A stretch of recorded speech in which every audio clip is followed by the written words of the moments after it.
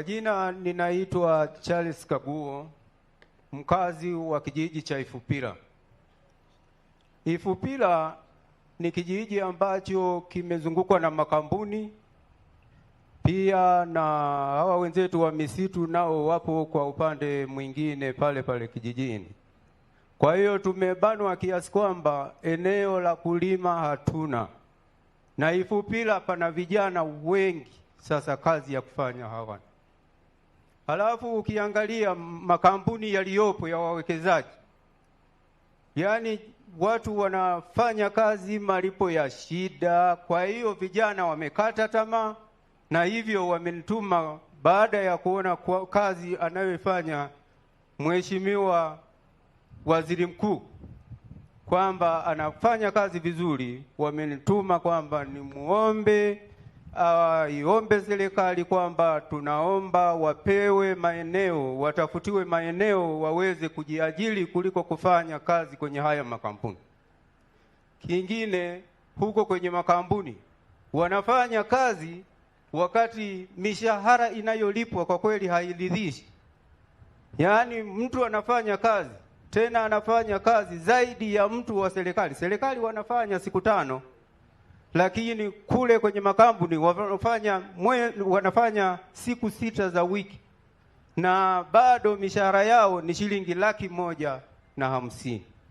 Kwa kweli vijana wamesha kata tamaa na hiyo mishahara ni midogo mno. Halafu bado wanaomba kwamba serikali iwasaidie wapate maeneo ili waweze kujiajiri. Sina zaidi kwa kweli. Ninashukuru, nililotumwa ndio hilo. Asante sana. Naibu Waziri wa Viwanda atarudi tena kuja kushughulikia malalamiko ya wafanyakazi, vijana wanaofanya kazi kwenye makampuni. Sasa usiende mbali, njoo hapa pembeni uonane na Naibu Waziri wa Viwanda ili atakapokuja mje mlishauriane hilo. Lakini la kuhusu maeneo ya kazi tutamwachia Mheshimiwa Mkuu wa Mkoa na timu yake hapa, kwa sababu Mheshimiwa Rais alishaelekeza kila wilaya iwe na kongani ili tuweze kubaini maeneo ambayo yameshapatikana kupitia maelekezo ya Mheshimiwa Rais, tuweze kuwapatia vijana ambao wanahitaji kujiajiri. Kwa ngoja Naibu Waziri wa Viwanda alifanyie kazi hilo. Wa mwisho, na baada ya hapo basi tutaomba neno la baraka kutoka kwa Baba Askofu. Karibu. Kwa majina naitwa Boniface Gabriel Kalinga, natoka kijiji cha Ludilo, kata ya Mdabulo. Na mawili ambayo niliyaleta mezani. La kwanza, watu wa ardhi walikuja kupima ardhi pale Ludilo ya wananchi kwa ajili ya wananchi hawa kupatiwa hati miliki za kimila. Wakapima maeneo yote. Walivyoenda wakarudi na ramani, ikaonyesha eneo moja linaloitwa Kikangafu na Kitemela ni eneo linaonyesha ni eneo la Sauhili. Sasa wananchi ndiko wanakotegemea kwa ajili ya shughuli ya kilimo kwa kijiji kizima cha Ludilo. Wakaja tena wakaleta ule mpango wa matumizi bora ya ardhi, bado wakakazia hilo kwamba lile eneo bado ni eneo la Sauhili.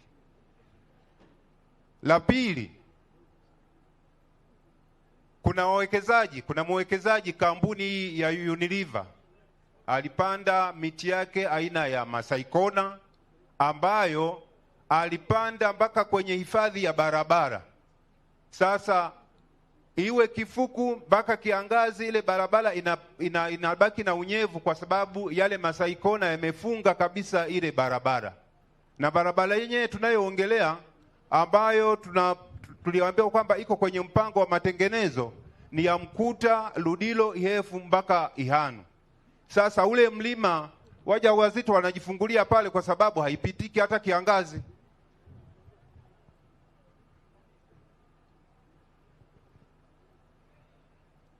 Hii inasimamiwa na TARURA au TANROADS? Meneja wa TARURA.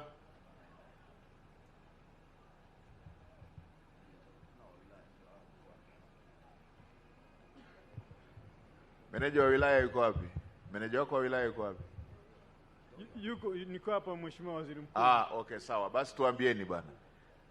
Ni kweli barabara hii haina hali nzuri kutokana na hali ya milima, magari yanayopita pale, lakini pia na mvua nyingi. Tumeiweka kwenye bajeti ya mwaka wa fedha unaokuja 26-27 kwa ajili ya kufanyia matengenezo.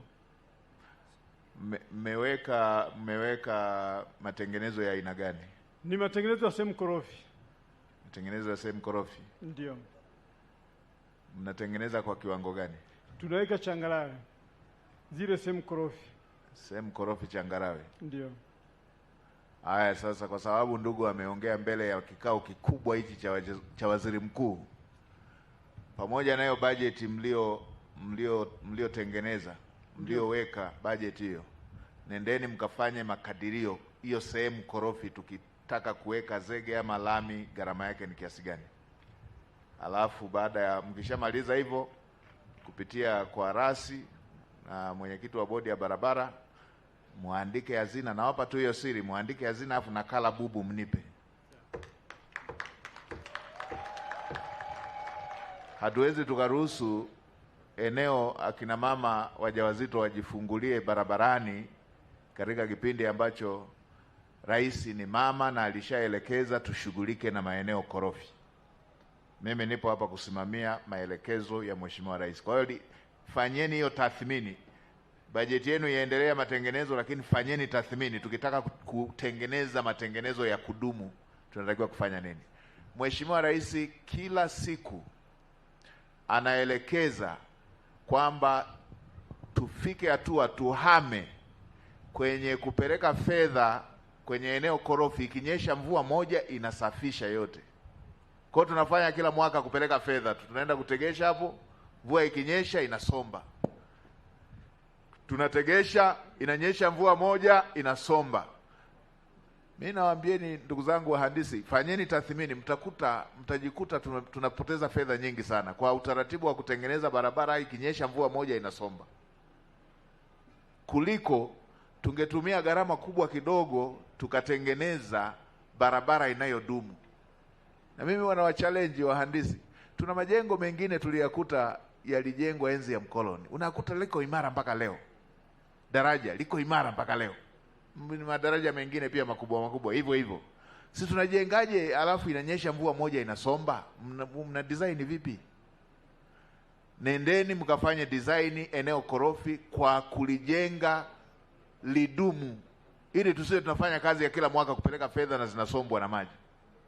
Tengenezeni hiyo, bora tutafute fedha itugharimu, lakini tukijenga tuwe tumejenga kitu kinachodumu.